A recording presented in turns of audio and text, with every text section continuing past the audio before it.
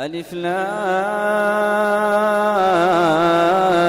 را كتاب أنزلناه إليك لتخرج الناس من الظلمات إلى النور بإذن ربهم إلى صراط العزيز الحميد. إن الحمد لله نحمده ونصلي على رسوله الكريم. أعوذ بالله من الشيطان الرجيم من همزه ونفخه ونفثه. بسم الله الرحمن الرحيم. أفحسبتم أنما خلقناكم عبثا وأنكم إلينا لا ترجعون.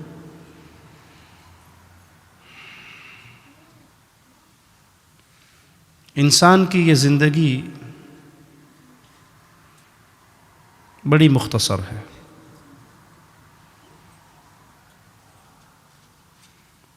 جتنی مختصر ہے اتنی ہی بے اعتباری بھی ہے. پتہ نہیں کب ختم ہو جائے. ہر چیز کی گارنٹی ہے. موبائل بنانے والا گارنٹی دیتا ہے کہ 1 سال تک یہ خراب نہیں ہوگا. گاڑی والا گاڑی بناتا ہے، گارنٹی دیتا ہے اس کا انجن 5 سال تک کی گارنٹی ہے ٹویوٹا کمپنی کی، خراب نہیں ہوگا. بنانے والے کی 5 لمحے کی بھی گارنٹی نہیں ہے. اس زندگی نے بڑی جلدی ختم ہو جانا ہے. اور اگر یہ زندگی ختم ہونے کے بعد دوبارہ اٹھایا جانے کا سسٹم نہ ہو، پھر انسان آزاد ہے اپنی زندگی میں جو چاہے کرے، مزے کرے. لیکن اگر دل یہ گواہی دے کہ اپنی مرضی سے اس دنیا میں نہ آیا ہوں، نہ اپنی مرضی سے اس دنیا سے جانا ہے، بھیجنے والا اللہ ہے، واپس لے جانے والا بھی اللہ ہے. اور وہ کہہ رہا ہے افحسبتم انما خلقناکم عبثا وانکم الینا لا ترجعون. کیا تم نے یہ گمان کیا ہے کہ ہم نے تمہیں بیکار پیدا کیا، کوئی مقصد نہیں ہے، اور تم نے لوٹ کر ہماری طرف واپس نہیں آنا؟ کیا تمہارا یہ گمان ہے؟ بے عقل بچہ وہ بے مقصد کام کرتا ہے، ایسے کام کرتا ہے جس کام کا کوئی مقصد نہ ہو.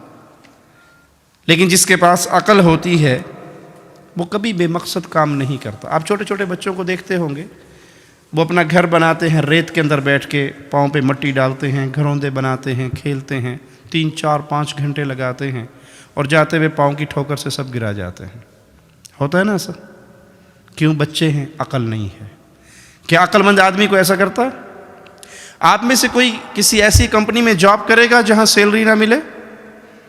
مہینے کے بعد آپ سے کہیں جی تھینک یو، آپ نے بہت محنت کی، تھینک یو، لیکن نو سیلری، نو منی، نو ریال، نو ڈالر. کہ بھاڑ میں گیا تو اور تیری کمپنی، میں نے 1 مہینے جو کام کیا مجھے کیا ملا؟ کامن سینس کی باتیں ہیں نا. اے پیارے بھائی، اس خالق نے یہ آسمان بنایا، یہ زمین بچھائی، یہ دریا چلائے، یہ نہریں بہائی، یہ سمندر بنایا، یہ پہاڑ کی کیلیں میخیں اس زمین میں گاڑی، میرے لیے خوبصورت رزق کا بندوبست کیا، پھل فروٹ اگائے. یہ جسم مٹی سے بنا ہے، اس جسم کی ضروریات اللہ نے اس مٹی سے پوری کی ہیں. گندم، چاول کہاں سے اگتے ہیں؟ اس زمین سے. فروٹ، بادام، اخروٹ، چلغوزے اس زمین سے. جسم زمین سے بنا ہے نا، اس کی ساری ضروریات اللہ زمین سے پوری کر رہا ہے. روح کہاں سے آئی ہے؟ اللہ کی طرف سے. اس روح کی ضروریات بھی کہاں سے پوری ہوئی؟ اللہ کی طرف سے. یہ بیکار نہیں ہے، اس کا مقصد ہے. اور مالک مقصد بیان کرتا ہے وَمَا خَلَقْتُ الْجِنَّ وَالْإِنسَ إِلَّا جی لِيَعْبُدُونَ أَوْ لِيَلْعَبُونَ لِيَعْبُدُونَ. میں نے جن اور انسان کو پیدا کیا ہے اس لیے کہ اس دنیا میں جا کے یہ میری عبادت کریں. کھیل کود کے لیے پیدا نہیں ہوئے. یہ زندگی مجھے اور آپ کو ملی ہے کیوں؟ ہمارے بابا آدم علیہ السلام کو اللہ نے گفٹ میں جنت دی تھی، مفت میں جنت دی، پیدا کیا جنت دے دی. جنت میں دل نہیں لگا ہمارے بابا کا، اماں حوا کو پیدا کر کے بیگم بھی دے دی اور کہا جاؤ مزے کرو، اس جنت میں رہو، مفت میں جنت ملی۔ ایک گناہ ہوا، اس دھرتی پہ آئے، اب دوبارہ اس جنت کو کمانے کے لیے اللہ نے یہ زندگی دی کہ پہلے گفٹ تھا، اب گفٹ نہیں ہے، اب اس زندگی کے مقصد کو پہچان لو گے، محنت کر لو گے، آخرت کما لو گے تو واپس پھر اس جنت میں داخل ہو جاؤ گے۔ اور اگر یہ دنیا جس طرح ہم سمجھتے ہیں، اس دنیا کو ہماری اکثریت الا من رحم ربی، ان کی کیفیت کیا ہے؟ کھانا پینا، بچے پیدا کرنا، سو جانا، کل کے لیے سامان سٹاک کر لینا، یہی زندگی ہے نا؟ دوبارہ دہراؤں، کھانا پینا، بچے پیدا کرنا، سو جانا، کل کے لیے سامان اکٹھا کر کے گھر لے آنا۔ اگر یہی زندگی ہماری ہے تو گدھے میں اور انسان میں کیا ڈفرینس ہے؟ ڈونکی میں اور ایک مین میں کیا ڈفرینس ہے؟ وہ کیا کرتا ہے؟ گدھا کھاتا ہے، پیتا ہے، بچے پیدا کرتا ہے، سو جاتا ہے، سامان گدھا اپنی کمر پہ اٹھا کے لا کے گھر لے آتا ہے۔ نہیں، میرا اور آپ کا مقصد کچھ اور ہے، اور وہ مقصد یہ ہے کہ یہ ساری کائنات اللہ نے میرے لیے بنائی ہے، مجھے اپنے لیے بنایا ہے۔ رسول اللہ صلی اللہ علیہ وسلم کی ایک حدیث اگر میری اور آپ کی عقل میں آ جائے، سمجھ آ جائے، دل یقین کی دنیا میں اس حدیث کو تسلیم کر لے، ہماری پوری زندگی چینج ہو جائے گی۔ آپ نے فرمایا الدنیا سجن المؤمن، دنیا مومن کے لیے جیل ہے۔ اللہ ہم میں سے کسی کو جیل کی آزمائش میں نہ ڈالے۔ جیل میں کیا ہوتا ہے؟ نہ اپنی مرضی سے کھانا ملتا ہے۔ جیل میں کہہ سکتے ہیں جیلر کو آج سموسے پکوڑے کو دل کر رہا ہے، بارش ہو رہی ہے تو ذرا سموسے پکوڑے لا دیجئے، کہا دال لبے کی دال کھائے تو بیکی شمیشی پکوڑے لے آئے۔ جیل میں بیٹھے ہو، خالہ جی کے گھر میں نہیں بیٹھے۔ جیل میں انسان قید ہے، جو کھانے کو ملے گا وہ کھانا ہے، جب وہ پانی دیں گے تب پینا ہے، جب آپ کی وہ ہتھکڑیاں اتار دیں گے باہر آؤٹنگ کے لیے تب جانا ہے، اپنی مرضی سے کچھ نہیں کر سکتے۔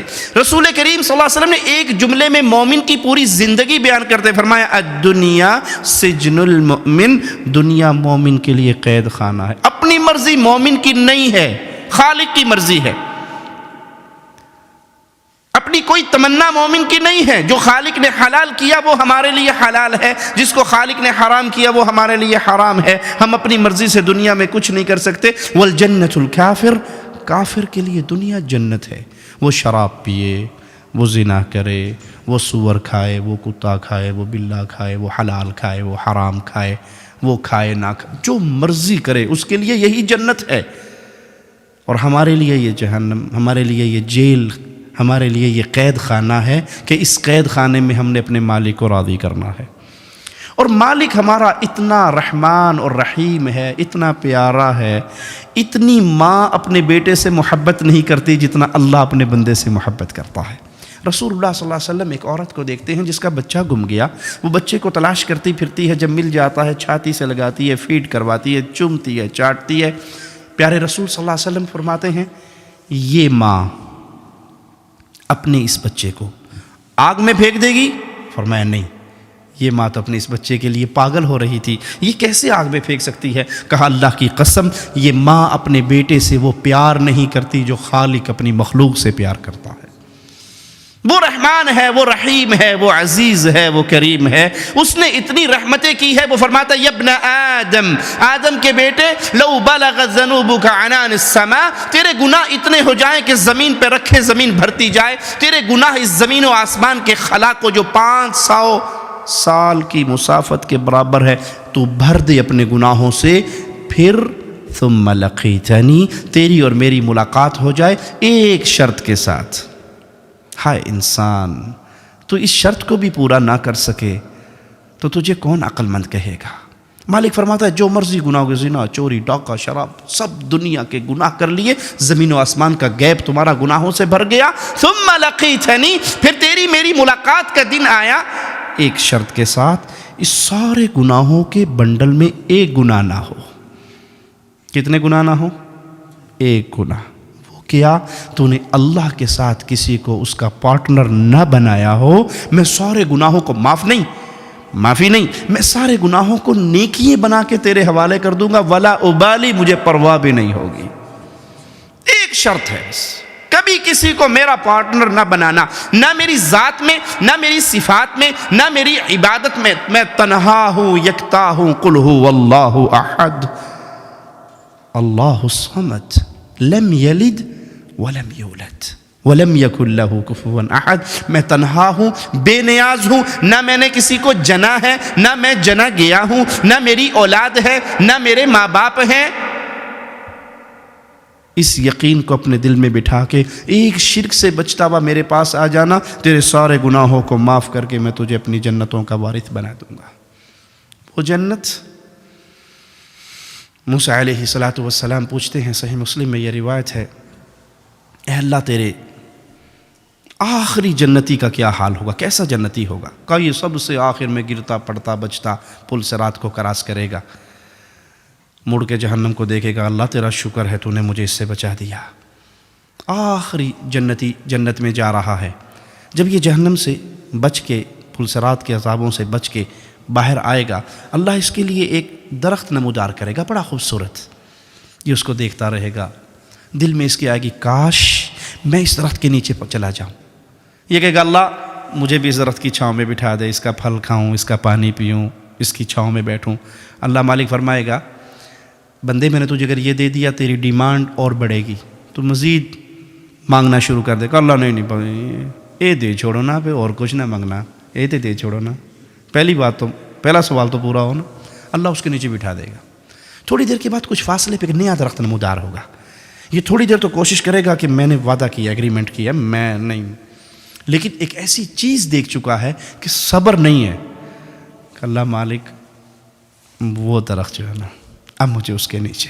اللہ کہ ابھی تو نے وعدہ نہیں کیا تھا، کہ بس یہ آخری بات، اور نہیں کچھ مانگتا، اس کے نیچے پہنچا دے. اللہ کہے گا، جول بیٹھ جا کے وہاں. اس کے نیچے بیٹھ جائے گا. جنت کے دروازے پہ ایک اور درخت نمودار ہوگا. باوجود انتہائی برداشت کے نہیں رہ سکے گا کہ اللہ وہ آخری تیری عزت کی قسم، آخری بات، بس یہ درخت. اللہ کہے گا، جا اس کے نیچے بیٹھ جا. ابھی اہل جنت کو دیکھ رہا ہے، جنت کی نعمتوں کو دیکھ رہا ہے. میں بھی ریاض سے آیا ہوں. ہم ریاض سے مکہ کے لیے ٹریول کرتے ہیں. حاجی صاحب کو راستے میں بتا رہا تھا اپنے بھائی کو، تو ریت کے ٹیلے شروع ہوتے ہیں، 1000 کلومیٹر تک ریت ہی ریت نظر آتا ہے، کچھ نظر نہیں آتا. آپ کے یورپ میں آئے ہیں، کہیں درخت ہیں، کہیں بادل ہیں، کہیں بارش ہے، تو ایک عجیب سا آنکھوں کو سکون ملتا ہے. ارے بھائی، جنت وہ ہے جس کو کسی آنکھ نے دیکھا نہیں ہے، کسی کان نے اس کی صفات کو سنا نہیں ہے، کسی دماغ کے دریچوں پہ اس کی خبر نہیں پڑی ہے. وہ اس جنت کو دیکھ رہا ہے، پاگل ہو رہا ہے کہ اللہ مجھے جنت دے دے. اللہ کہے گا، جا جنت میں. حدیث میں آتا ہے جب یہ جنت کی طرف جائے گا نا، خیل الیہ انہا ملآ، اس کے دل میں گمان پیدا ہوگا کہ جنت میں کہاں جاؤں، جنت تو بھر گئی، حوروں کی شادیاں ہو گئی، محلات پہ قبضہ ہو گیا، کوئی چیز باقی نہیں بچی. یہ واپس آ جائے گا، اللہ جنت میں کہاں جاؤں، ادھر تو کوئی شے بھی نہیں نا، جنت بک ہو گئی ہے. اللہ کہے گا، میرے بندے اترضا، کیا تو راضی ہوگا اس بات پہ؟ تیرے لیے اتنی بڑی جنت دوں جتنی بڑی دنیا کے کسی بادشاہ کی پوری اسٹیٹ ہوا کرتی ہے. اللہ راضی ہوں. مالک فرمائے گا، یہ جنت تیرے لیے، وَمِثْلُ ذَلِكَ وَمِثْلُ ذَلِكَ، ایک اور جنت، ایک اور جنت، ایک اور جنت، ایک اور جنت، 5 جنتیں تیری. کہ اللہ میں راضی ہو گیا. کہ اس طرح کی 10 جنتیں میں تجھے اور دیتا ہوں. کہ اللہ میں راضی ہو گیا. اللہ کی طرح مانگ، کیا مانگتا ہے، ڈیمانڈ کر. اب اتنی بڑی جنتیں تو مل گئی نا، اب یہ اپنے دل میں اللہ یہ بھی دے دے، یہ بھی دے دے، یہ بھی دے دے، یہ بھی دے دے، مانگتا شروع ہو جائے گا. اس کی زبان خشک ہو جائے گی، تمنائیں ختم ہو جائیں گی. اللہ اس کو اپنی نعمتیں یاد کروائے گا. اولا تريد كذا سل مني عبدي كذا، بندے یہ مانگ لے، بندے یہ مانگ لے، تجھے وہ نعمت نہیں چاہیے، اللہ ہاں یہ بھی دے دے، یہ بھی دے دے، یہ بھی دے دے. سبحان اللہ. اس رحمان اور رحیم مولا کو چھوڑ کے غیروں کے در پہ گرنے والو، تمہاری عقل کہاں فوت ہو گئی. موسیٰ علیہ السلام کہنے لگے، اللہ یہ آخری جنتی ہے؟ کہاں یہ میرا آخری جنتی. کہا جو سب سے پہلا اور اعلیٰ جنتی ہے اس کا کیا حال ہے؟ کہا وہ تو وہ جنتی ہے، اس کو میں نے وہ کچھ دینا ہے جس کا تصور کسی دل دماغ پہ نہیں آیا، جس کو کسی آنکھ نے دیکھا نہیں ہے، جس کو کسی کان نے سنا نہیں ہے.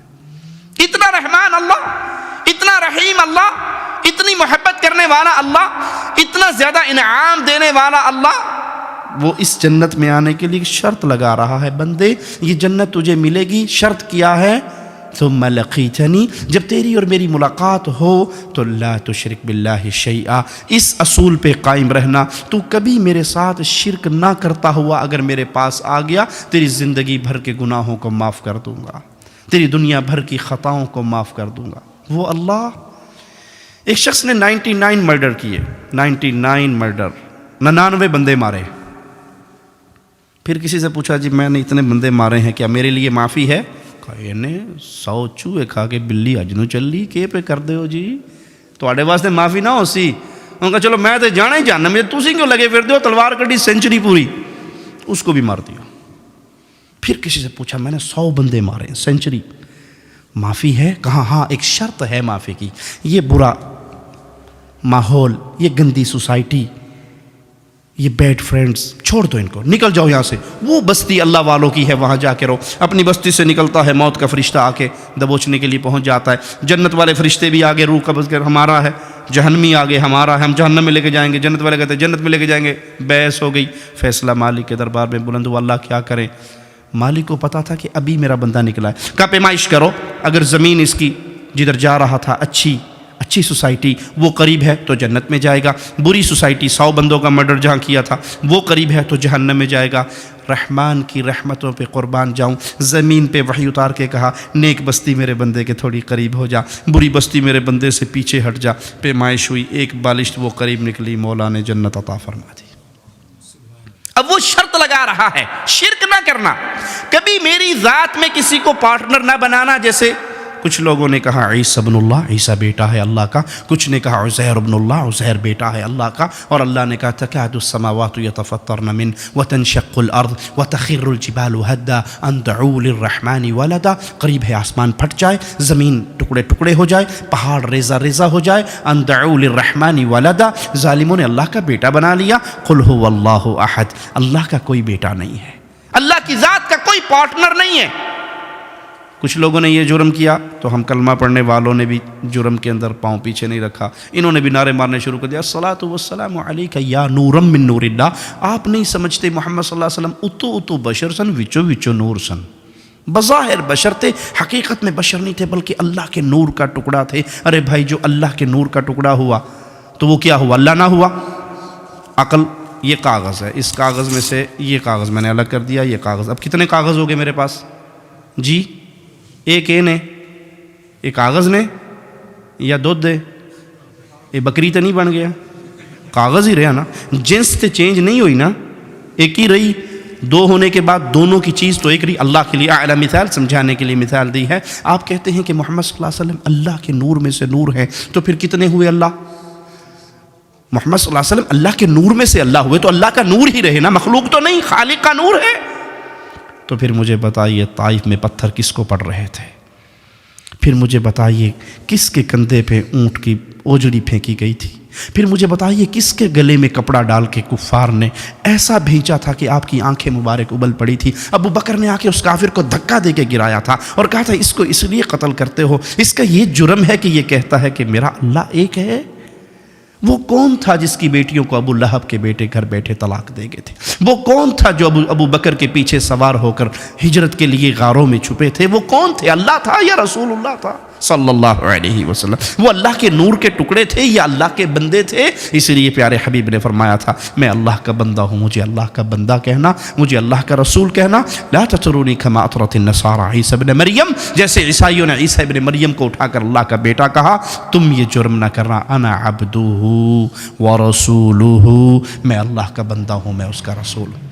شرک نہ کرنا اللہ کی ذات میں، اللہ کی صفات میں شرک نہ کرنا جو صفت اللہ کی ہے۔ الرحمن علی العرش استوى، رحمان اپنے عرش پہ ہے، رحمان مدد کرتا ہے، رحمان عزت دیتا ہے، رحمان کی قدرت نے پوری دنیا کو گھیرا ہوا ہے، اس کے علم نے، اس کی حکومت نے، اس کے کنٹرول نے پوری دنیا کو ایسے گھیرا ہے۔ کالی سیاہ چیونٹی کالی رات میں کالے پہاڑ کی جڑ میں چلتی ہے، رحمان اپنے عرش پہ ہوتے ہوئے اس کو دیکھتا بھی ہے، اس کو رزق دیتا بھی ہے، اس کے پاؤں کی آہٹ کو اپنے عرش پہ سنتا بھی ہے۔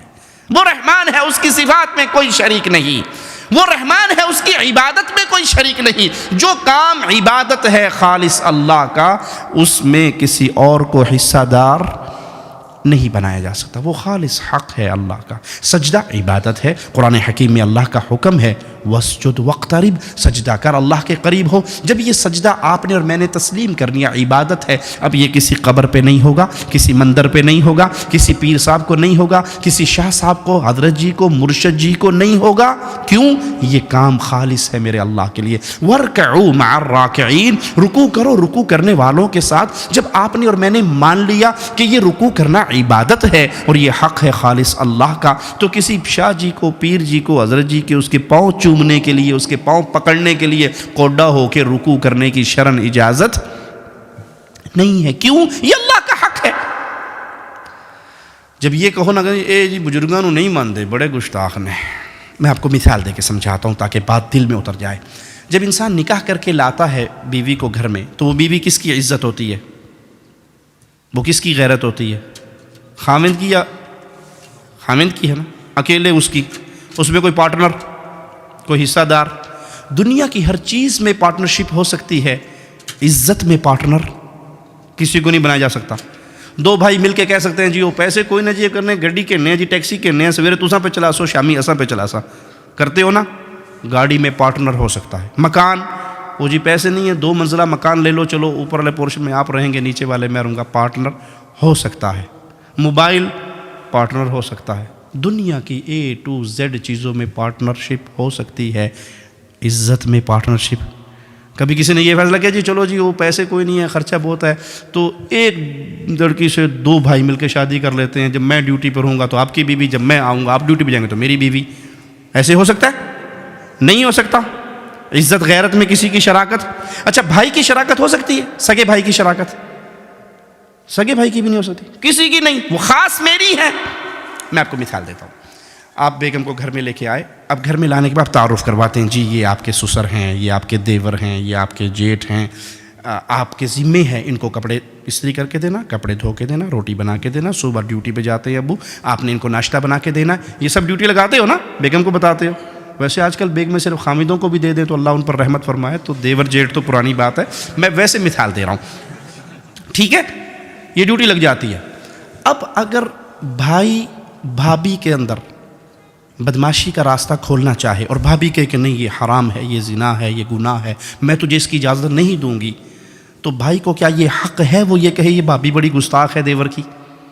جی دیور کے کپڑے دھو کر دیے ٹھیک ہے، اس کو ناشتہ بنا کے دیا ٹھیک ہے، اس کے جوتے پالش کر کے دیے ٹھیک ہے، اس کی خدمت کی، چھوٹے بھائی کی ماں بن کے سنبھالا ٹھیک ہے، لیکن اس کو اگر اپنی عزت میں وہ انٹرفیئر کرنے سے منع کرے تو کیا دیور کو یہ حق ہے وہ یہ کہے یہ بڑی گستاخ ہے دیور کی؟ اگر وہ یہ دعویٰ کرے گی تو جھوٹ ہوگا نا۔ ہم کہتے ہیں بھائی اولیاء کی عزت کرنا ہم پہ فرض ہے، اولیاء کا احترام کرنا ہم پہ فرض ہے، اولیاء کے لیے دعائے خیر کرنا ہم پہ فرض ہے، اولیاء سے محبت کرنا ہم پہ فرض ہے، لیکن سجدہ اللہ کا حق ہے، کسی ولی کو نہیں ہو سکتا۔ جب ہم یہ کہیں تو پھر آپ کہیں گے یہ بڑے گستاخ ہے ولیوں کے، تو آپ کا کہنا اسی طرح ہے جو بھابھی کی عزت پہ ہاتھ ڈالے اور بھابھی اس کو منع کرے تو وہ کہ یہ بھابھی کا گستاخ ہے۔ آپ ہمیں کہتے رہو، ہم سب کے گستاخ بن سکتے ہیں، رب کے اور اس کے رسول کے گستاخ نہیں بن سکتے۔ اللہ کی عزت میں، اللہ کی عبادت میں، اللہ کی غیرت میں کوئی پارٹنر نہیں ہو سکتا، کوئی شریک نہیں ہو سکتا۔ جو کام خالص اللہ کے لیے قربانی کرنا خالص اللہ کا حق ہے، مالک کے لیے عبادت قرار پائی ہے۔ ہم جب کرتے ہیں اللہ کی عبادت کرتے ہیں، قرآن ہمیں حکم دیتا ہے فَصَلِّ لِرَبِّكَ وَانْحَرْ، نماز پڑھو اللہ کے لیے، قربانی کرو کس کے لیے؟ اللہ کے لیے۔ یہ خون کسی کے لیے نہیں بہایا جا سکتا، نہ بکرے کی نیاز بابا جی کو، نہ شاہ جی کو، نہ شیخ جی کو، نہ حضرت جی کو، نہ پیر جی کو، نہ مرشد جی کو۔ کیوں؟ یہ خالص عبادت ہے، جب بھی ہم کریں گے کہ اللہ کے لیے کریں گے۔ رسول اللہ صلی اللہ علیہ وسلم نے فرمایا لعن اللہ من ذبح لغیر اللہ، جو اللہ کو چھوڑ کر کسی اور کے لیے ذبح کرتا ہے اس پہ اللہ کی لعنت برستی ہے۔ یہ ایک کویسچن ہم سے ڈیمانڈ ہے اسلام کی کہ تم کبھی بھی اللہ کے ساتھ شرک نہ کرنا۔ جب تم شرک نہیں کرو گے، اپنے دامن کو بچا لو گے، تو تم نے جنت میں جانے والی سیڑھی پہ قدم رکھ لیا، ایماندار ہو گئے۔ اور جنت میں جانے کے لیے ایمان شرط ہے۔ ایمان کے بعد پھر اسلام ہمیں عمل صالح کی دعوت دیتا ہے، نیک عمل کی۔ توحید فائدہ مند ہوگی جب ہم نیک اعمال کریں گے۔ جہاں بھی ایمان کا ذکر آیا، عمل صالح کا ذکر آیا۔ عمل صالح کیا ہے؟ Very simple definition. عمل صالح کیا ہے؟ ہر وہ عمل جو خالص اللہ کے لیے ہو، پہلی شرط، ہر وہ عمل جو رسول اللہ صلی اللہ علیہ وسلم کی سنت کے مطابق ہو، یہ دو شرطیں آئیں گی تو عمل صالح قرار پائے گا۔ ان دو میں سے کوئی ایک بھی مسپلیس ہو جائے تو عمل صالح نہیں بنے گا۔ اللہ نے ہمیں زیادہ کام کرنے کا آرڈر نہیں دیا ہے۔ الذی خلق الموت والحیات لیبلوکم ایکم جی احسن عملا، اکثر عملا تو نہیں کہا۔ میں دیکھتا ہوں تو ایک لاتے کھلو کے چیلا کون کٹتا ہے، کچے تاگے نال کھوج کون لٹکتا ہے، نہیں کہا۔ احسن عملا، بہترین کام کون کرتا ہے؟ بہترین کام کی ڈیفینیشن کیا ہے؟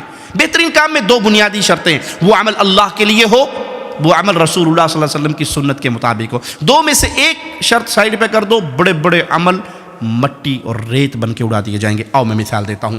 اسلام میں سب سے بڑا عمل اور سب سے زیادہ اجر والا عمل کیا ہے؟ انسان اللہ کی رضا کے لیے اپنی گردن کٹوا کے شہید ہو جائے۔ شہید سے بڑا کوئی عمل تو نہیں ہے نا۔ شہید پتہ کہاں ہوں گے؟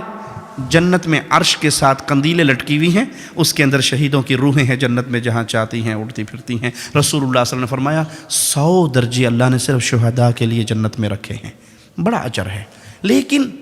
لیکن حدیث رسول سنیے، سب سے پہلے جہنم میں جس کو ڈالا جائے گا وہ اللہ کے راستے میں ایک مارا ہوا انسان ہوگا۔ شہید آئے گا، اس سے پوچھا جائے گا کیا کر کے آیا؟ وہ کہے گا قاتلت فی سبیلک حتی قتلت، اتنی جنگ کی میں نے آپ کے لیے، اے اللہ آپ کی شریعت کے لیے، دین کے لیے، اسلام کے لیے مرا، لڑتا رہا یہاں تک کہ مار دیا گیا۔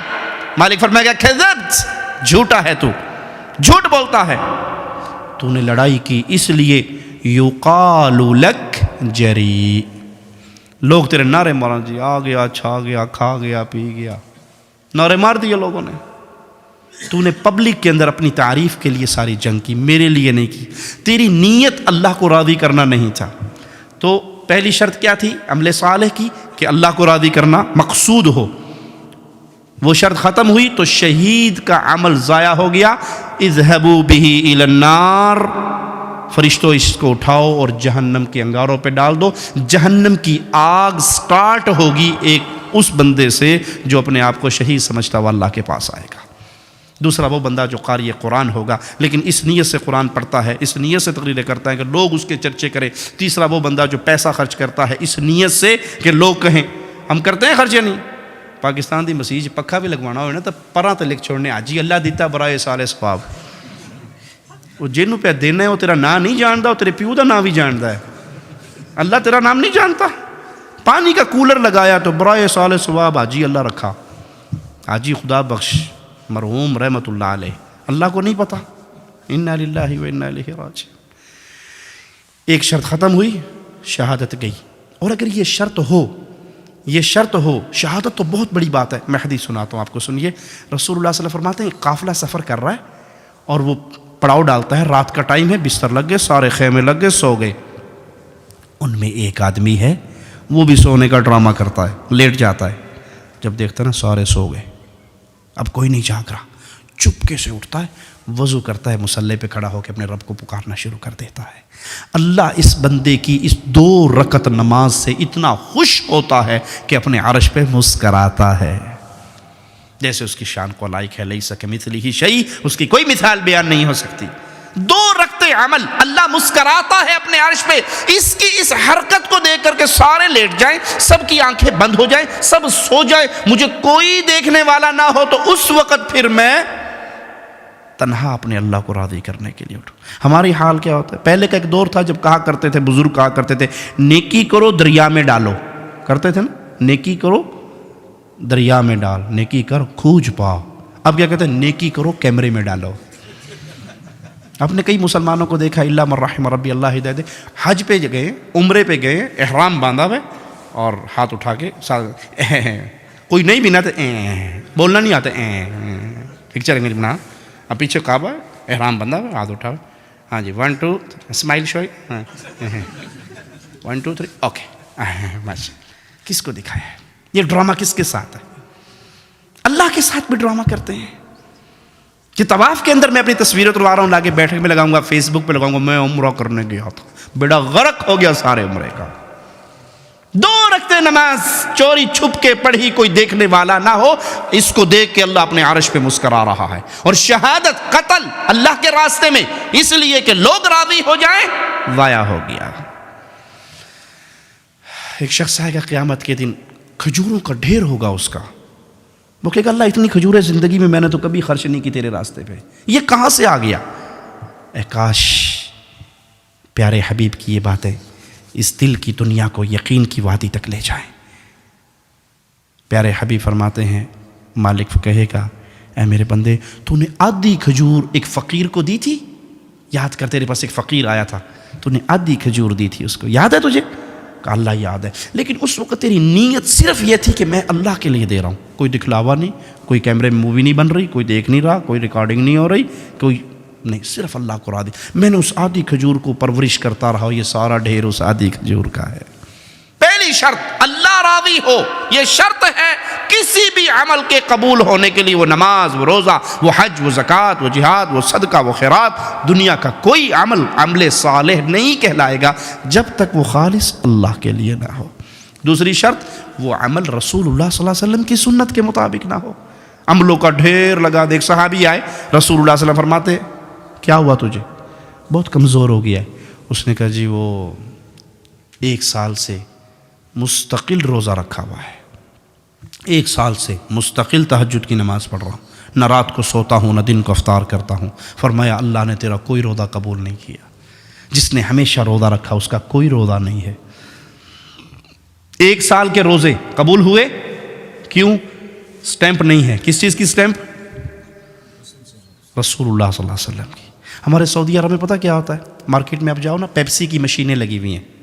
پیپسی کی 1 ریال ڈالو تو سارے بٹن، آپ نے مکہ میں دیکھا ہوگا جو بھائی عمرہ حج کرنے گئے، بٹن آن ہو جائیں گے. 7 اپ لے لو، کوکا کولا لے لو، پیپسی لے لو، جو مرضی لے لو، ٹھیک ہے. کیا ڈالنے سے؟ ریال. اور اگر پاکستانی روپیہ ڈالو اس میں بابا جینا والا، تو جتنی سپیڈ سے اندر جاتا ہے اتنی سپیڈ سے ریٹرن آتا ہے. پیپسی کی نہ آیا تو ریال کول کوئی نہیں، تو پیپسی پہ مانگتا ہے، تک کو نا اٹھاؤ اپنے روپے. کیوں؟ اس مشین میں ایک کمپیوٹر فٹ ہے، اس کے اندر گورنمنٹ آف سعودیہ کے سائن یا ان کی سٹیمپ ہے. اس سٹیمپ کے مطابق جو چیز اندر آئے گی وہ کہیں گے جی اہلاً و سہلاً، تفضل اشرب، پیپسی، مویا، ای شیء خذ، لے جاؤ. اور اگر وہ وہاں پر بابا جینا چلا جائے، گاندھی صاحب چلی جائے، خالدہ ضیاء صاحب چلی جائے، یا یہاں کی ملکہ جی کا کوئی وہ چلا جائے، تو چوک کے مارتا ہے، پھڑ پڑے. یہ اسٹیٹ ہے گورنمنٹ آف سعودیہ، یہاں پہ سکہ چلتا ہے گورنمنٹ آف سعودیہ کا. اے بھائی قیامت کے دن جو اسٹیٹ لگے گی نا، وہاں بھی ایک سکہ چلے گا. اور وہ سکہ پتہ کس کا ہوگا؟ وابی، دیوبندی، بریلوی، سنی، نقشبندی، چشتی، قادری، رضوی، سہروردی، وردی، بغیر وردی، کوئی سکہ نہیں ہوگا اسلام کا.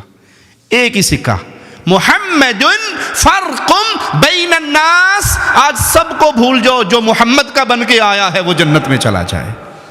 سٹیمپ لے کر آؤ محمد کی صلی اللہ علیہ. نماز محمدی، روزہ محمدی، حج محمدی، زکوٰۃ محمدی، عمل محمدی، صورت محمدی، لباس محمدی، اولاد تربیت محمدی. ایک ایک عمل میں محمدیت کو تلاش کر کے لاؤ، جنت کے دروازوں سے اندر چلے جاؤ. اور جس پہ پوری دنیا کی سٹیمپیں لگی ہوئی ہوں، رسول اللہ صلی اللہ علیہ وسلم کی سنت کی مہر نہ ہو، وہ عمل اللہ کے ہاں قبول نہیں ہوگا. تو عمل صالح کے لیے بنیادی باتیں کیا ہوئی؟ ایک اللہ کی رضا، اور دوسرا نبی صلی اللہ علیہ وسلم کی سنت. ہمیں شیطان نے ایک نیا جملہ ہے، کے پہ کر دیو نا جی، کے ارج نے، اگر سنت بھی نہیں ہے تو کے ارج نے. بابا جی دا ختم کروا چھوڑیا نے، 3 7واں نامہ 10واں 40واں کل برسی، حرج کے نے، حرج دسو. قرآن ہی پڑھیا نے نا. تک کو نا مولوی کہنا ظالم ہے، کہنا قرآن بھی نہ پڑھو. اچھا ٹھیک ہے، میں بتاتا ہوں حرج کیا. 1 رکعت میں کتنے سجدے ہیں جی؟ 1 رکعت میں کتنے سجدے ہیں؟ 2. میں تیسرا سجدہ کروں گا تو اس میں کیا کہوں گا؟ دعائیں ہوں گی نا، سبحان رب العالی کہوں گا نا، گانے تو نہیں گاؤں گا، ڈانس تو نہیں ہوگا، دعا ہوگی. اب کسی مسلمان سے پوچھئے یہ تیسرا سجدہ مجھے کہاں لے جائے گا، جنت میں یا جہنم میں؟ جی جنت میں نہیں لے جائے گا. کیوں؟ میں نے تو سجدہ کیا اللہ کے لیے. جواب ملے گا کہ عبادت محمد الرسول اللہ صلی اللہ علیہ وسلم نے کر کے دکھا دی. آپ نے 1 رکعت میں 2 سجدے کیے، تیسرا تو حرج کیا ہوا کہ یہ عمل رسول اللہ صلی اللہ علیہ وسلم نے نہیں کیا. جو عمل پیارے نبی نہ کریں وہ عمل دین نہیں ہو سکتا. بھلے آپ اس کو اچھا سمجھ کے کریں، بھلے آپ اس کو خیر سمجھ کے کریں، اگر وہ اچھا ہوتا تو پیارے نبی بیان کر کے جاتے۔ ایک رکعت میں تیسرا سجدہ بربادی ہے، اگرچہ اس میں ذکر اللہ کا ہو رہا ہے۔ اچھا، اذان کہاں ختم ہوتی ہے جی؟ اذان کہاں ختم ہوتی ہے؟ آخری جملہ کیا ہے اذان کا؟ لا الہ الا اللہ۔ اب کلمہ پورا کیا ہے؟ لا الہ الا اللہ محمد رسول اللہ۔ اگر کوئی مؤذن آج سے یہ شروع کرے جی یہ تے ادھا کلمہ ہے جی، اذان تے ناقص ادھوری رہ گئی ہے، میں نال اگلا حصہ بھی جوڑ کے کہنا اذان ختم کرتا ہے لا الہ الا اللہ محمد رسول اللہ، کیا خیال ہے؟ یہ کام اچھا ہے یا برا؟ جی پھر بولیے، اچھا نہیں ہے؟ کیوں؟ اس نے اذان میں اضافہ کر دیا، وہ جملہ کہا جو رسول اللہ صلی اللہ علیہ وسلم نے نہیں سکھایا۔ اگرچہ اس نے کلمہ کمپلیٹ کیا ہے، لیکن اس موقع پہ رسول اللہ صلی اللہ علیہ وسلم نے یہ عمل نہیں سکھایا۔ تو کوئی یہ کہے کہ تیجا، ساتواں، نامہ، دسواں، اس میں قرآن ہی تو پڑھتے ہیں، گھٹنیوں پہ آیت کریمہ ہی تو پڑھتے ہیں، حرج کیا ہے برسی کروانے میں، بزرگوں کا ختم شریف کروانے میں حرج کیا ہے؟ ہم کہیں گے بھائی اس میں حرج یہ ہے، اگر یہ دین ہوتا تو رسول اللہ صلی اللہ علیہ وسلم سیدہ خدیجہ کا تیجا، ساتواں، نامہ، دسواں، 40واں قول برسی کرتے، رسم چہلم ہوتی، اور اگر پیارے نبی کرتے تو اس سب کے نام عربک لینگویج میں ہوتے یا نہ ہوتے؟ ابھی ہم نے نماز پڑھنی ہے تو نماز کو عربی میں کیا کہتے ہیں؟ صلاۃ۔ رمضان میں آپ نے روزے رکھے، روزوں کو عربی میں کیا کہتے ہیں؟ صیام۔ آپ چندہ دیتے ہیں مساجد میں، مدارس میں، یتیموں کو، غریبوں کو، عربی میں کیا کہتے ہیں؟ صدقہ۔ ٹھیک ہے، مال میں سے زکوٰۃ نکالتے ہیں۔ تو جو بھی اسلامی عمل کریں گے اس کا عربی میں کوئی نہ کوئی نام، کیوں؟ کیونکہ وہ عمل کیا ہے محمد رسول اللہ صلی اللہ علیہ وسلم نے، اور پیارے نبی صلی اللہ علیہ وسلم نے جو عمل کیا، آپ عرب تھے، اس کا عربی میں کوئی نام ہے۔ مولوی صاحب نے کہا جی مولوی صاحب تانوں 1000 پاؤنڈ دیساں جی گفٹ، تے دسو بھی تیجے دی عربی کے نے تیجا کرتے ہو کہ نہیں؟ ساتویں کا ختم عربی کیا ہے اس کی؟ نامے کا ختم عربی میں کیا کہیں گے؟ 40واں رسم چہلم قول شریف عربی کیا ہے؟ مولوی مر جائے گا آپ کو عربی میں نام، کیوں؟ کہ ہے میڈ ان انڈیا پاکستان، تو عربی میں کیا نام بتاؤں اس کا؟ عربوں نے تو یہ کام کیا نہیں۔ وہ ایک بادشاہ کے سامنے مناظرہ ہو رہا تھا، ایک سنی کا اور شیعہ کا، تو سنی نے کیا کیا؟ جوتی اٹھا کے اپنی بغل میں لے لی۔ مناظرہ یہ تھا کہ حق پہ کون ہے، سنی یا شیعہ؟ تو وہ جوتی اٹھا کے لے آیا اور کہنے لگا، شیعہ نے کہا دیکھو کتنا پاگل ہے، بے وقوف ہے، یہ مناظرہ کرنے آیا، اس کو تو بنیادی اخلاقی باتیں بھی نہیں پتہ، جوتی کی وہ جگہ یہ کچھ مار کے آگے سٹیج پہ بیٹھ گیا ہے، یہ پاگل نہیں ہے؟ کہتے نہیں آپ نہیں سمجھتے بادشاہ سلامت، اصل میں جو نبی صلی اللہ علیہ وسلم کے دور میں شیعہ تھے نا، وہ جوتی چوری کر لیتے تھے، میں اس لیے اپنی بغل میں لے کے آیا ہوں۔ انہوں نے کہا پاگل ہے تو، کھے پہ گل کرنا ہے، ادھر تو شیعہ ہے ہی نہیں سن۔ انہوں نے کہا مناظرہ ختم۔ میں نے یہی بتانا تھا کہ اس دور میں نہیں تھے، تم بعد کی پیداوار ہو۔ سمجھ آئی مثال یا نہیں؟ یہ تیجا، ساتواں، نامہ، دسواں اگر رسول صلی اللہ علیہ وسلم نے سیدہ خدیجہ کا کیا ہوتا، سیدنا ابراہیم کا کیا ہوتا، امیر حمزہ سید الشہداء کا کیا ہوتا، تو اس کا عربک لینگویج میں کوئی نہ کوئی نام ہوتا۔ یہ سب میڈ ان انڈیا پاکستان ہے، اور اب یہاں پہ شرط یہ لگا دی حرج کیا ہے؟ کام تو اچھا ہے بھائی، اس میں حرج یہ ہے کہ یہاں محمد کریم صلی اللہ علیہ وسلم کی مہر نہیں ہے۔ تو عمل صالح کیجئے توحید کو سمجھنے کے بعد، اور یاد رکھیے اگر کوئی شخص یہ سمجھتا ہے کہ میں نے توحید کو سمجھ لیا، اور عمل صالح میں سب سے بڑا عمل نماز ہے۔ کیا عمل ہے؟ ہر عمل کی معافی کی کوئی نہ کوئی صورت ہے۔ مثال کے طور پہ آپ، اللہ نہ کرے آپ میں سے کوئی شوگر کا مریض ہو، اللہ سب کو مسلمانوں کو شفا عطا فرمائے، اگر کوئی شوگر کا مریض ہے تو روزے کی چھٹی مل جائے گی اسے یا نہیں؟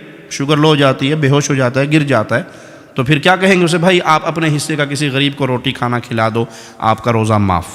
اچھا زکوٰۃ دینی ہے، بھائی 7.5 تولے سونا ہی میرے پاس نہیں ہے، میں تو خود غریب ہوں، جو کرتا ہوں ڈیلی ویجز پہ کام کرتا ہوں، رات کو کھا لیتا ہوں، میرے پاس تو پیسہ نہیں ہے، زکوٰۃ سے چھٹی۔ حج فرض ہے مسلمانوں پہ، میرے پاس تو مکان کا کرایہ دینے کا پیسہ نہیں ہے، تو حج کہاں سے کروں گا؟ چھٹی۔ سارے عمل چھٹی ہو رہے ہیں، زکوٰۃ سے جان چھٹ گئی، روزوں سے جان چھٹ گئی، حج سے جان چھٹ گئی، صدقہ خیرات اپنی جیب پہ لگانے پہ نہیں ہے تو کسی پہ کیا لگاؤں گا؟ چھٹی۔ نماز جی چھٹی ملے گی نماز کی؟ جس دن انڈیا پاکستان کا کرکٹ میچ ہو تب بھی نہیں چھٹی ملے گی، شاہد افریدی کی بیٹنگ کے ٹائم پہ بھی چھٹی نہیں ملے گی، نماز پہ کوئی چھٹی نہیں کسی قسم کی۔ وہ جی میں بہت بیمار ہوں، کھڑے ہو کے نہیں پڑھ سکتا، بیٹھ کے پڑھ لو۔ وہ جی ٹانگوں میں درد ہے اتنا، بیٹھ میں درد، لیٹ کے پڑھ لو۔ ہاتھ نہیں ہلتے، آنکھوں کے اشاروں سے پڑھ لو، چھٹی۔ اور ہم توحید کا دعویٰ کرنے والے الا من رحم ربی، جتنے بھائی اب یہاں درس پہ بیٹھے ہیں اپنے دل سے پوچھئے، یہ دل بہت بڑا مولوی ہے، ایک مولوی میں ہوں نا، ایک یہ دل اندر والا دل، یہ بہت بڑا مولوی ہے، یہ سب کو سچی بات بتاتا ہے، کوئی مانے یا نہ مانے۔ فجر کی نماز میں ہماری اس مسجد میں اتنے نمازی ہوتے ہیں، فجر کی نماز میں جماعت سے نصیب ہوتی ہے۔ ایک نابینا صحابی آئے رسول اللہ صلی اللہ علیہ وسلم کے پاس، کہنے لگے میں نابینا ہوں، گھر مسجد سے دور ہے، انگلی پکڑ کے مسجد میں لانے والا کوئی نہیں ہے، راستے میں گڑے، درخت، پتھر، جانور، سانپ، بچھو، میں نماز گھر میں پڑھ لوں، نماز گھر میں پڑھ لوں؟ حل تسمع النداء؟ ایک ہی سوال میرے پیارے حبیب محمد الرسول اللہ صلی اللہ علیہ وسلم، میرے پیارے نبی کا نام آئے تو محبت سے کہیں صلی اللہ علیہ وسلم۔ آپ ایک مرتبہ کہو گے صلی اللہ علیہ وسلم، اللہ اپنے نبی سے اتنا پیار کرتا ہے کسی کا ادھار نہیں رکھتا۔ مالک فرماتا تم ایک دفعہ کہو صلی اللہ علیہ وسلم، میں 10 رحمت نقد دے دوں گا تمہیں، صلی اللہ علیہ وسلم۔ پوچھتے ہیں ایک سوال، حل تسمع النداء؟ اذان سنتے ہو؟ کہتے جی اذان تو سنتا ہوں۔ کہا پھر محمد علیہ الصلاۃ والسلام کی شریعت میں اجازت نہیں ہے کہ اذان سننے کے بعد تم گھر میں بیٹھے رہو۔ اور آج ہماری مسلمانوں کی اکثریت، میں جی بڑا پکا معاہد ہے جی، کوئی شرک نہیں کرنا جی، کوئی میلے شیلے تو نہیں جولنا جی، قبروں تے بھی نہیں جانا جی، میں بالکل ٹھیک ٹھاک ہوں ماشاءاللہ، لیکن فجر اور دعا کر چھڈو جی انشاءاللہ، اللہ توفیق دے اس نے۔ ایک مثال دوں، سخت ہے، کڑوی ہے، مجھے پتہ ہے کڑوی ہے، لیکن شوگر کے مریض کو چینی کھلاؤ گے تو چھیتی مارو گے، جلدی مرے گا۔ اور نیم کی گولی کڑوی، کریلے کھلاؤ، شوگر والا کریلے دے کے بہت خوش ہوتا ہے جی میرا علاج ہے۔ تو کڑوی بات بعض دفعہ انسان کی اصلاح کے لیے، جو بے نماز ہے، میں دلائل کے بنیاد پہ اللہ کے گھر میں بیٹھ کے کہہ رہا ہوں، جو بے نماز ہے، جانور، ایک گندا جانور ہے کتا، جس گھر میں ہو رحمت کا فرشتہ نہیں آتا۔ جو شوقیہ کتے پالتے ہیں، رسول اللہ صلی اللہ علیہ وسلم کی حدیث کے مطابق ڈیلی اس آدمی کے نامہ اعمال میں سے 1 قرات نیکییں ثواب ختم ہو جاتا ہے، ڈیلی۔ شوقیہ کتا پالنے والا 1 قرات اکارڈنگ ٹو اسلام، قرآن اور حدیث کی روشنی میں 1 قرات کتنا ہوتا ہے؟ جتنا احد پہاڑ ہے۔ کتا اس انسان سے بہتر ہے جو بے نماز ہے۔ دلیل مانگو مجھ سے، میں دلیل دیتا ہوں۔ کتا بیٹھا ہے، کتوں کے درمیان 5-7 کتے ہیں، میٹنگ چل رہی ہے ان کے، اس میں اس کی ماں، اس کی باپ، اس کا بھائی، دوست، یار، بیوی، بیگم، بچے، پوری گینگ بیٹھی ہے۔ جو کتے کا مالک ہے نا، 2 ٹانگ والا کتا، 4 ٹانگ والا نا، مالک 2 ٹانگ والا، وہ اس کے قریب سے گزرتا ہے اور دور سے کہتا ہے ٹامی۔ ٹامی صاحب اس کو جب دیکھتے ہیں کہ میرے مالک نے بلایا ہے تو وہ مڑ کے اپنے باقی کتوں سے مشورہ کرتے ہیں، جی امی جی چھٹی دیتی ہو، ذرا وہ کفیل سدا پہ نے جاؤں اس کے پاس، چھٹی دیتی ہو، بیگم آپ سنتی ہو۔ اس نے جیسے اپنے مالک کو دیکھا تو مڑ کے پیچھے نہیں دیکھتا، دیکھتا ہے پیچھے، دوڑ لگاتا ہے، اس کے پاؤں میں گرتا ہے، اس کے بوٹ چاٹتا ہے، چکر مارتا ہے، دم ہلاتا ہے، آگے پیچھے اپنی وفاداری کا یقین دلاتا ہے۔ تھوڑی دیر کے بعد مالک نے کہا جا ابھی کھیڑ کود جا، چلا جا۔ وہ واپس آ کے بیٹھ گیا۔ باقی کتے اسے کہیں بڑا بے وقوف ہے تو یار، کے پہ کرنا ہے، گرائیاں نو چھڑ کے کدھر بندے دے مگر ٹر پہ ہیں، اساں تیرے رشتہ دار سا نا، دوست سا، ایک اچھی بلی میٹنگ پہ چل دی سی، درمیان چٹ کے اور ٹومی کیا تو چلا گیا۔ کیوں گیا؟ تو کتا جواب میں کیا کہے گا؟ ناراض نہ ہو، تو میرے ابو تھے، بھائی تھے، بہن تھی، بیوی تھی، بیگم تھی، خالہ، ماموں، پھپھی، سارے تھے، جس نے بلایا وہ میرا مالک تھا۔ جس نے بلایا وہ کون تھا؟ بولو، وہ میرا مالک تھا۔ جب مالک بلائے تو دوستوں سے چھٹی نہیں لی جاتی، جب مالک بلائے تو بھائیوں سے پوچھا نہیں جاتا۔ میں اللہ کا واسطہ دے کے آپ سے پوچھتا ہوں، جب حی علی الصلاۃ، حی علی الفلاح، فجر کی اذان میں الصلاۃ خیر من النوم آوازہ پڑتا ہے، یہ کس کی طرف سے پڑھ رہا ہے؟ بولیے، کس کی طرف سے؟ کون بلا رہا ہے؟ کون فلاح کا نعرہ، کون فلاح کے وعدے کر رہا ہے؟ اللہ کی طرف سے آواز آ رہی ہے، مالک کی طرف سے مقرر کردہ مؤذن اذان دے رہا ہے۔ اور جب میں وہ اذان سن کے اپنے اوپر کمبل ڈال کے، دروازہ بند کر کے، کروٹ بدل کے سو جاؤں تو کیا وہ جانور مجھ سے اچھا نہیں؟ 2 ٹائم کی ہڈی روٹی کھا کے میرے قدموں میں گھومتا ہے، اور میں اس خالق کی آواز پہ نہیں اٹھتا جس خالق نے پانی کے گندے قطرے سے مجھے پیدا کیا، ماں کے پیٹ میں 9 مہینے مجھے رزق دیا، ماں کے پیٹ سے نکالا، ماں کی چھاتیوں پہ دودھ کی نہریں بہائی۔ میں اس اللہ کا آوازہ سن کے پھر نہ اٹھوں تو مجھ سے کون بہتر ہے؟ رسول اللہ صلی اللہ علیہ وسلم فرماتے ہیں جی چاہتا ہے اپنے مصلی پہ کسی اور کو کھڑا کروں اور خود محلے میں نکل جاؤں جو مسجد میں نہیں آتے، نماز پڑھتے ہیں گھر میں پڑھتے ہیں مسجد میں نہیں آتے، میرا جی چاہتا ہے میں لکڑیاں ان کے گھروں پہ ڈال کے آگ لگا دوں، وہ گھر جل جائیں، وہ گھر والے جل جائیں، مجھے صرف دو قسم کے انسانوں کا خطرہ ہے، ایک عورتیں گھر میں ہوتی ہیں، ایک بچے گھر میں ہوتے ہیں۔ بچوں پہ مسجد میں آنا فرض نہیں ہے جب تک بالغ نہ ہو جائیں، عورت پہ مسجد میں آنا فرض نہیں ہے۔ اگر عورتیں اور بچوں کا خدشہ نہ ہوتا تو میں تمہارے گھروں کو جلا دیتا۔ جو گھر والے گھر میں نماز پڑھتے ہیں مسجد میں آ کے نہیں پڑھتے۔ انسان یہ سمجھے میں بڑا موحد ہوں اور فجر کی نماز کا مستقل تارک رہے تو وہ سوچے کہ اس کے اللہ کے ساتھ اس کی دوستی میں کچھ کمی ہے۔ کیوں؟ اگر اللہ سے پیار ہو تو انسان اٹھتا ہے اس کو راضی کرنے کے لیے۔ آپ نے ایک جملہ بڑا مشہور سنا ہوگا، جی یہ کام کریں تو لوگ کیا کہیں گے، یہ کام کریں تو لوگ کیا کہیں گے، یہ کام کریں تو لوگ کیا کہیں گے، سنا ہے نا یہ جملہ؟ اور لوگ بھی اتنے بدمعاش ہیں، دنیا کے کسی کام پہ تانا نہیں دیتے، اسلام پہ تانا دیتے ہیں۔ مثال دوں، کسی کا باپ موچی ہے، موچی سمجھتے ہیں نا، وہ بوٹ پالش کرنے والا، کسی کا باپ موچی ہے، اس نے پیٹ کاٹ کے بچا کے اپنے بیٹے کو FSC کروائی، میڈیکل کروایا، MBBS ڈاکٹر بن گیا۔ اب وہ ڈاکٹر کلینک پہ بیٹھا ہے اور اس کے ہاتھ میں قلم ہے اور وہ ڈاکٹر صاحب ہے، باہر بورڈ لگا ہوا ہے کلینک کا۔ کوئی بندہ آ کے اسے تانا دے گا، تیرا پیو تے موچی سی، تو ڈاکٹر کیوں بن گیا کملیاں، پیو دا دین چھوڑیا ہے، کوئی کہے گا اسے؟ کسی کا باپ ٹیکسی ڈرائیور تھا اور اس نے بیٹے کو انجینئر بنا دیا، تو اس انجینئر کو کوئی تانا دے گا، تیرا پیو تو ٹیکسی پہ چلاندہ سی، تو انجینئرنگ پہ کرنا ہے، کملا پیو دا دین چھوڑ، کوئی کہے گا؟ شیطان ایسا دشمن ہے ہمارا، دنیا کے کسی مسئلے پہ باپ ہمارے لیے دلیل، دنیا کے باپ بیٹے کی منت کر لے، بیٹا وہ پھوپھی دی تھی نال شادی کر گئے، میری بہن ہے نا، تو میری بھتیجی ہے، تو نہ اس بیٹے کی آنکھ لڑی ہوئی ہو خالہ کی بیٹی سے، باپ ترلے بھی کر لے، ابا زندگی میں گزارنی کہ تو گزارنی، کے پہ کرنا ہے، میں خالہ دی تھی نال کرسا، میں پھوپھی دی تھی نال نہیں کرنا، نہیں مانتے نا؟ دنیا کے کسی مسئلے میں باپ دلیل نہیں۔ اور جب اسلام کی بات آئے، کسی کا باپ قبر پہ سجدہ کرتا ہو، قبر کا طواف کرتا ہو، غیر اللہ کو پکارتا ہو، اللہ کی ذات و صفات و عبادت میں شریک کرتا ہو، اور اسے کہو جی یہ 11ویں دیڑا حرام ہے نہ دیسو، ابو کی آنکھ سے جی پیو دا دین چھوڑ بیٹھے ہیں، دنیا میں یہ حجت نہیں، یہاں اسلام میں یہ حجت ہے۔ اسلام میں حجت یہ ہے کہ اللہ نے جو قرآن اتارا ہے، محمد نے جو حدیث بیان کی ہے، اس کے علاوہ کسی کی بات اتھینٹک نہیں ہے، ہم سب کا احترام کرتے ہیں، محمد کے احترام کے بعد کرتے ہیں صلی اللہ علیہ وسلم۔ اپنی نمازوں کا خیال کیجئے، اگر انسان مستقل نماز کا تارک ہو وہ وادی ایمان میں نہیں رہتا۔ رسول اللہ صلی اللہ علیہ وسلم کا فرمان ہے بین الکفر والعبد ترک الصلاۃ، جو نماز کو ترک کر دیتا ہے یہ وادی ایمان سے نکل کے وادی کفر میں چلا گیا۔ من ترک الصلاۃ متعمدا فقد کفر، جس نے جان بوجھ کے نماز چھوڑ دی، جان بوجھ کے، موبائل پہ کال آ گئی، اب وہ کال میں ایسا بیزی ہے کہ اذان ہو گئی، نماز ہو گئی، وقت گزر گیا، کرکٹ میچ میں، فٹ بال میچ میں ایسا بیزی ہے، ڈرائیونگ کرنے میں ایسا بیزی ہے، دنیا کے کام کاج میں ایسا بیزی ہے کہ وہ اللہ مالک کی طرف سے آئے ہوئے وعدے کو بھول گیا، نہیں ادا کیا، یہ ایمان سے وادی کفر میں چلا گیا۔ آخری بات کہہ کے اپنی بات ختم کرتا ہوں۔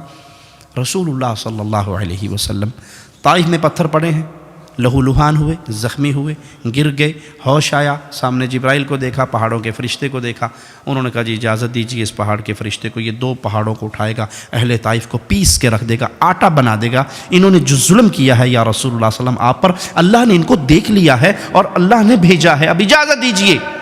نبی زخمی ہوئے، پتھر کھائے، لہو لہان ہوئے، میرے رسول کا مبارک قیمتی پاکیزہ لہو اس دھرتی پہ گرا، طائف کی وادی پہ گرا، لیکن نبی نے بددعا جی کیا کہا؟ اللہم اہدی قومی فإنہم لا یعلمون، قربان جاؤں رحمت للعالمین کی رحمتوں پہ، اللہ میری قوم کو ہدایت دے دے، یہ مجھے جانتے نہیں ہیں، یہ پتھر مارنے والوں کو پتہ نہیں ہے کہ میں کون ہوں، اور ان کو پتھر گرانے، پہاڑ گرانے کی بات نہ کرو، یہ نہ صحیح، ان کی آنے والی نسلیں ضرور لا الہ الا اللہ کا اقرار کریں گی۔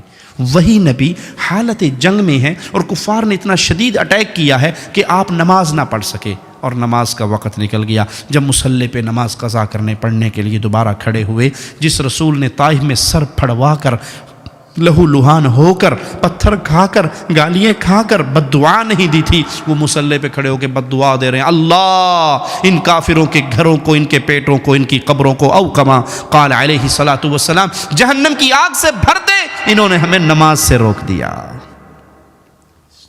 زخمی ہوئے تو بد دعا نہ دی، نماز فوت کروا دی تو بد دعا دے رہے ہیں کہ ان کی قبروں کو بھی آگ سے بھر دینے انہوں نے ہمیں نماز سے چھوڑ دیا۔ تو پیارے بھائی، آپ اس دیش میں رہتے ہوئے اسلام کے سفیر ہیں، اسلام کے سفیر ہیں، آپ اسلام کا ماڈل ہیں، آپ اسلام کی چلتی پھرتی تصویر ہیں۔ اپنے عمل سے کوئی ایسا عمل نہ کیجئے کہ وہ اسلام کی بدنامی کا ذریعہ بنے۔ ایک یہودی عبداللہ ابن مبارک کے پڑوس میں رہتا تھا، کسی نے کہا مکان بیچ دو، یہ مکان ہمیں بیچ دو۔ کہا 2000 درہم لوں گا اس مکان کی قیمت۔ کہا 2000 درہم؟ اس کی ویلیو تو 1000 درہم ہے۔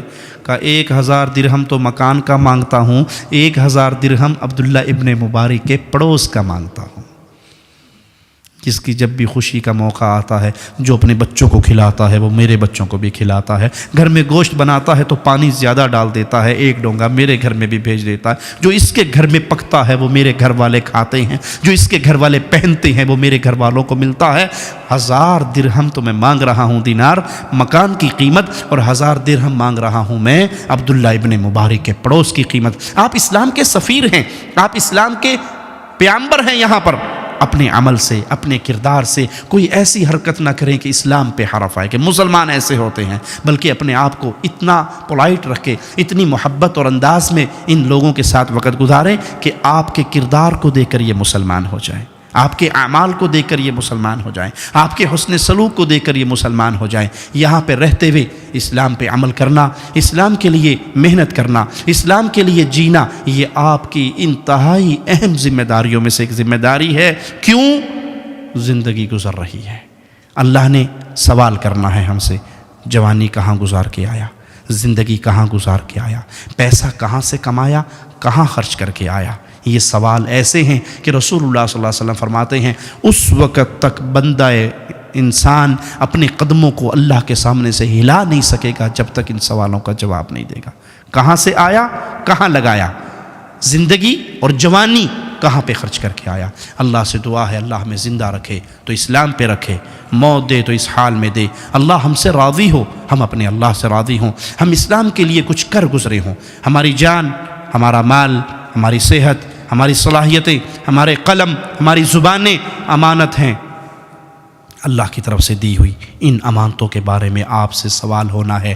آپ کو اللہ نے مال دیا ہے، یہ مال مسجد بنانے کے لیے خرچ ہوا، یہ مال اللہ کا گھر بنانے کے لیے خرچ ہوا، یہ مال اسلام کو پھیلانے کے لیے خرچ ہوا۔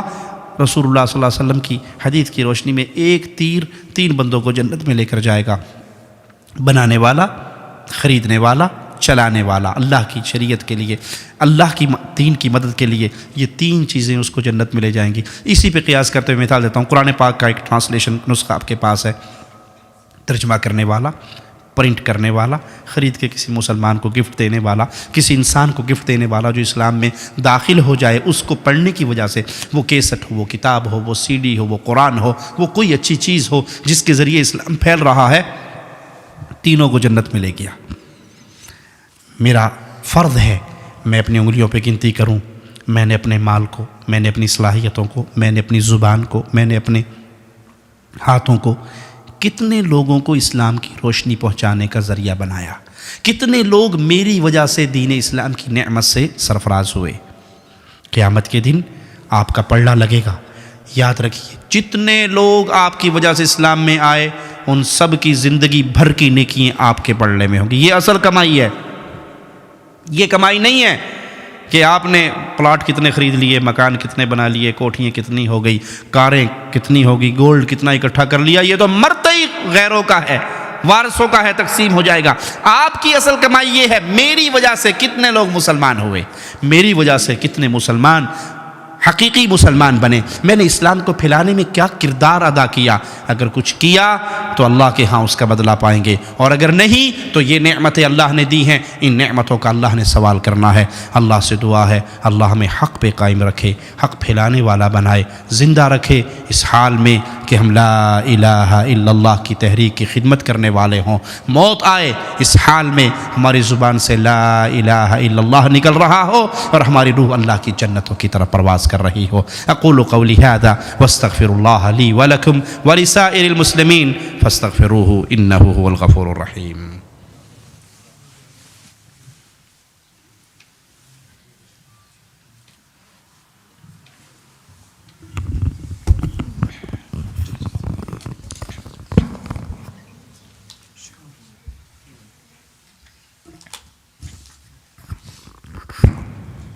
دل سے جو بات نکلتی ہے اثر رکھتی ہے، گر نہیں طاقت پرواز مگر رکھتی ہے۔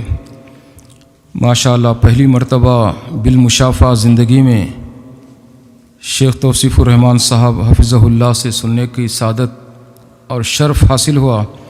ہم اللہ تبارک تعالیٰ کا شکر ادا کرتے ہیں اور ان کا بھی شکریہ ادا کرتے ہیں کہ آپ نے اس مسجد کو اور یہاں کے سامعین کو، بزرگوں کو، نوجوانوں کو، خواتین و حضرات کو آپ نے شرف اور سعادت بخشی، اور اس سلسلے میں جتنے بھائیوں نے کوشش کی ہے ان سب کو بھی اللہ تبارک تعالیٰ جزائے خیر عطا فرمائے۔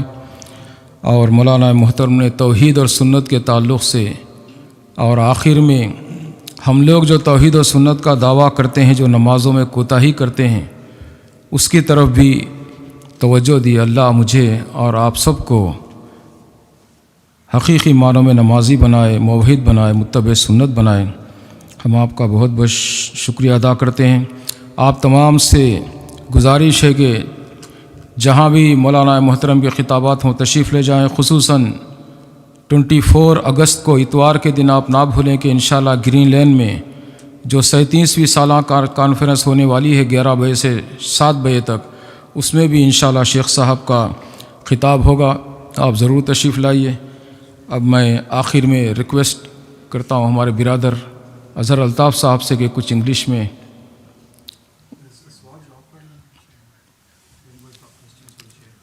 کوئی سوال پوچھنا ہے تو شیخ صاحب سے پوچھیے۔ جزاکم اللہ۔ نحن عايشين في الغرب ومننا شبابنا ورجالنا ونسائنا خفنا من بعض التقاليد يقلد ناسنا في الغرب، خصوصا سنة التعدد، فحفنت تنسى شبابنا ونسائنا عن هذه السنة. بارك الله فيك. نحث على هذه السنة أو شلون؟ تركوه بشكل عام. تركوا؟ نادرون تجد الرجل يتزوج امرأتان أو امرأة راضية. وأنت ما شاء الله كم تزوجت؟ واحدة. الله أكبر. بارك الله فيك. بارك الله فيك. رد السؤال بالأردو إن شاء الله. بھائی نے سوال کیا ہے کہ یہاں پر رہ کے لوگ یہاں کے مسائل کی تقلید کرنے لگ گئے ہیں اور اسلامی طریقہ کار کو بھلا دیا ہے، اور اس میں انہوں نے جو مثال دی ہے وہ ایک سے زیادہ شادی کی مثال دی ہے۔ لگتا کروں لڑ کے آیا آج بوڑھی کو۔ تو اصل بات یہ ہے کہ کفار کی تقلید کرنا جائز نہیں ہے، کفار کی تقلید کرنا جائز نہیں ہے کسی مسئلے میں۔ کفار کی تقلید کرتے ہوئے رسول اللہ صلی اللہ علیہ وسلم نے بڑی شدید وعید بیان کی ہے اس شخص کے لیے جو کفار کی تقلید کرتا ہے۔ آپ نے فرمایا من تشبہ بقوم فہو منہم، جو جس قوم کی مشابہت اختیار کرتا ہے وہ انہی میں سے ہے، ان جیسی شکل و صورت بنائے، ان جیسا لباس اختیار کرے، ان کی عیدوں میں شرکت کرے، ان جیسے عقائد اپنائے، وہ ان میں سے، ہم میں سے نہیں، پھر وہ انہی کے ساتھ اٹھایا جائے گا۔ رہا معاملہ شادی کا، تو دوسری شادی کی اسلام نے اجازت دی ہے، دوسری شادی کی اسلام نے اجازت دی ہے، فرض کسی پہ نہیں کی،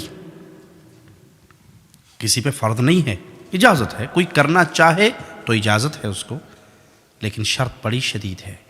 جس نے دوسری شادی کی اور عدل انصاف نہیں کیا وہ قیامت کے دن اٹھایا جائے گا، اس کی ایک سائیڈ فالج زدہ ہوگی۔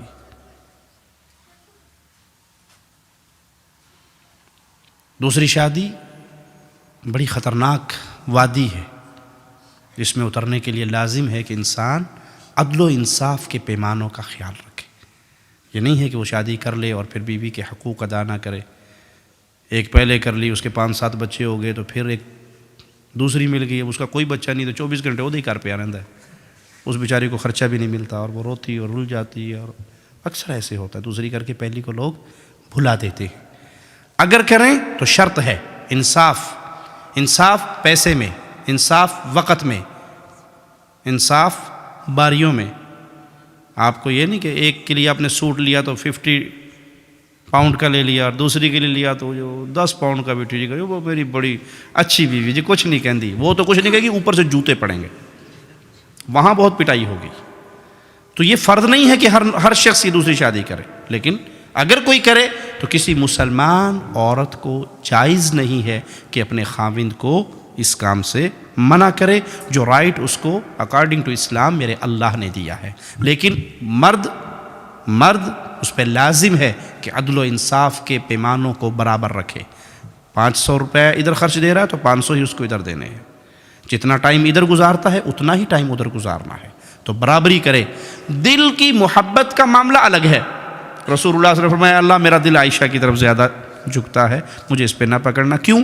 دل کی محبت، جو جتنی خدمت کرے گی اتنی محبت پا لے گی، اور جتنی جو لڑائی جھگڑا کرے گی اتنا انسان دل سے. لیکن دنیا کے نان نفقے کے اندر وہ برابری کرے گا.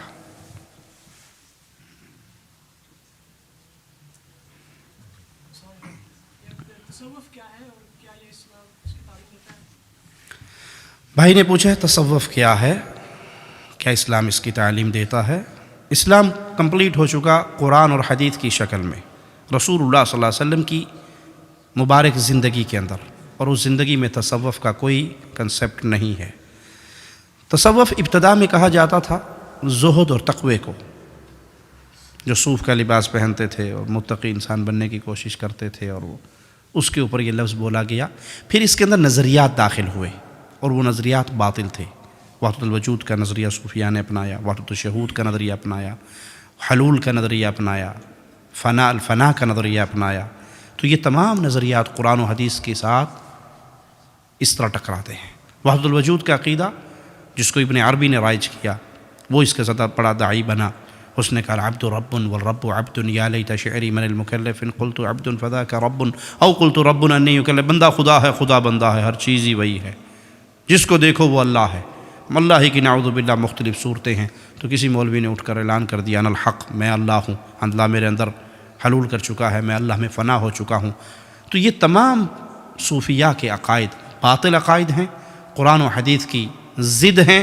بلکہ کفر کے اندر یہ عقائد یہود و نصارہ کے عقیدوں سے زیادہ خطرناک ہیں کہ ہر چیز کو اللہ مان لیا جائے. آپ نے پاکستان کے قوال سنے ہوں گے، ادھر بھی تو ہے، ادھر بھی تو ہے، مسجد میں تو ہے، مندر میں تو ہے، مے خانے میں تو ہے، شراب خانے میں ساقی کی شکل میں بھی اللہ ہے، مندر کے اندر صنم کی شکل میں اللہ ہے، کہیں اور بھی کسی اور شکل میں اللہ. یہ سب کفری عقائد ہیں جس کا اسلام کے ساتھ کوئی تعلق نہیں. قل هو اللہ احد، اللہ تنہا ہے، یکتا ہے. کوئی چیز اس دنیا میں اللہ کی صورت میں نہیں آئی. خالق اور مخلوق میں ڈفرینس اسلام سکھاتا ہے، اور خالق اور مخلوق میں فرق کو ختم کر دینا تصوف سکھاتا ہے. تو یہ تصوف کفریہ عقیدہ ہے جس کا اسلام سے کوئی تعلق نہیں ہے.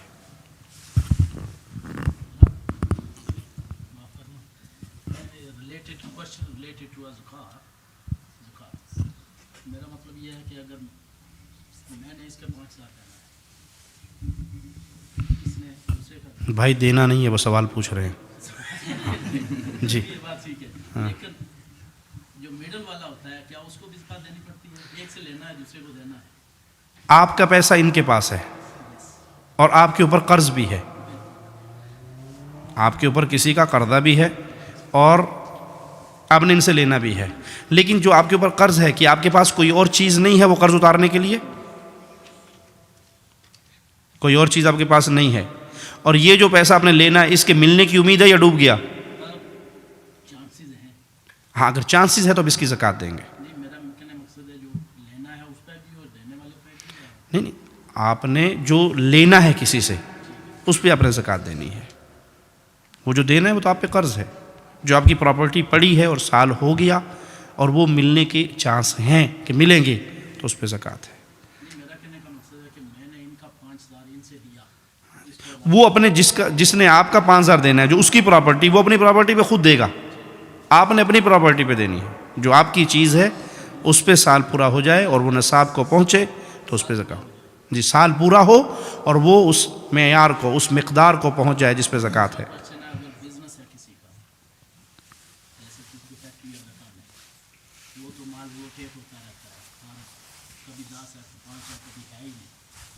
تو سال کے بعد اس کا اس کی مارکیٹ ویلیو لگائے گا وہ، جو ہاں اپنی پراپرٹی کی مارکیٹ ویلیو لگائے گا، جو اس کی مارکیٹ ویلیو ہے اس وقت اس پہ وہ زکوٰۃ دے گا. جی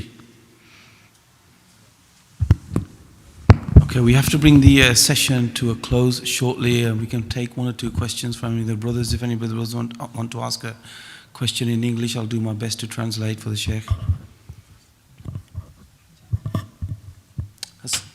Harun?